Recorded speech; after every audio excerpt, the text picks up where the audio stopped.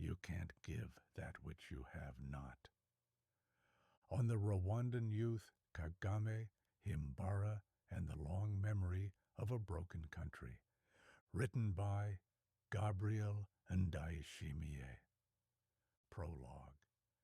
I'm not writing this to be admired. If anything, I expect to be misunderstood, perhaps even resented. I am not noble. I am not brave. I have been quiet when it mattered most. I have smiled through lies, nodded at things I knew were wrong, and waited for conversations to end rather than interrupt them. I have known that kind of cowardice, the quiet, educated kind. And now I write not because I believe it will save anything, but because silence has already done enough harm. I come from a country that bleeds clean. Its streets are swept, its monuments polished, its citizens trained to smile. We do not see the blood, not because it is gone, but because we have learned to hide it. It flows inward, into families, into memory, into silence. Rwanda. The name still stings. I used to say it with pride in school, repeating lessons that made us proud of things we were not allowed to question. We called it dignity. We called it unity. But it was silence. And we all knew what it was covering. We chant, we praise, we repeat slogans like prayers. Never again, we say, as if saying it makes it so. Rwanda is rising, we repeat, even as that rise leaves others behind. The lines come easily, memorized, not chosen. I was born into that silence, not peace, not quiet. Silence that presses on the chest. Silence that dresses itself as order. We were told who the heroes were. Kagame, the savior. Himbara, the traitor. Exile was betrayal. Criticism was dishonor. The story was clean, efficient, easy to repeat.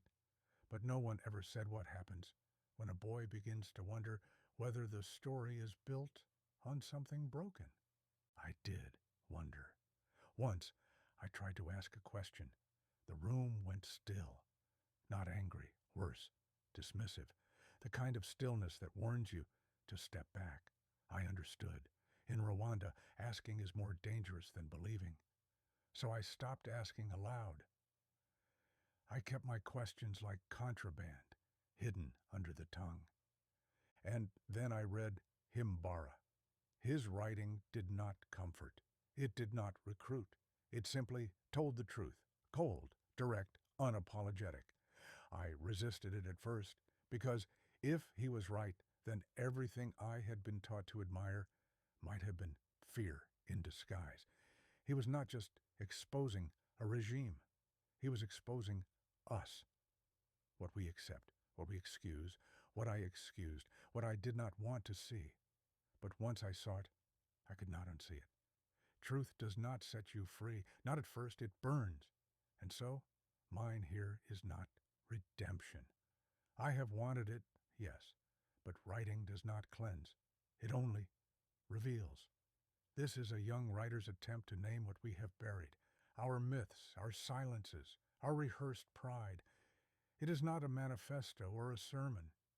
It is a record of discomfort, a voice from inside the fiction asking what it costs to speak.